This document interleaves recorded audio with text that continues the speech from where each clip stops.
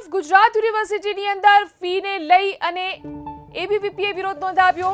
Animation ડિપાર્ટમેન્ટમાં અભ્યાસ કરતા વિદ્યાર્થીઓની ફી ઘટાડવાની માંગ કરાઈ। યોગ્ય સુવિધા ન મળતી હોવાના આરોપ સાથે અહીં એબીવીપીએ પોતાનો વિરોધ નોંધાવ્યો। દિવસમાં માત્ર 2 કલાક જ ક્લાસ ચાલતો હોવાનો પણ અહીં આરોપ લગાવવામાં આવ્યો। એનિમેશન ડિપાર્ટમેન્ટની અંદર અભ્યાસ કરતા વિદ્યાર્થીઓની ફી ઘટાડવાની માંગ કરવામાં આવી। આજે એનિમેશન ડિપાર્ટમેન્ટ કે જ્યાં 36 કરતાં પણ વધુ કોર્સિસ ચાલી રહ્યા છે, એ ડિપાર્ટમેન્ટની અંદર લગભગ 5000 જેટલા વિદ્યાર્થીઓ ભણી રહ્યા છે। એ ડિપાર્ટમેન્ટનું ફીઝ જે 40,000થી લઈ 90,000 જેટલી ફીઝ વિદ્યાર્થીઓ પાસેથી પર સેમેસ્ટર ઉઘરાવવામાં આવે છે।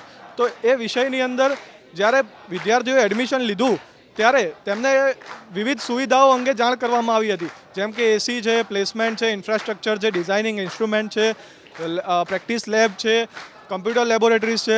આ બધું વિદ્યાર્થીઓને દેખાડી અને ત્યારે એડમિશન વિદ્યાર્થીઓએ લીધા હતા। પરંતુ આજે જ્યારે યુનિવર્સિટીએ ત્યાં જે એજન્સી દ્વારા કોર્સિસ ચાલતા હતા તે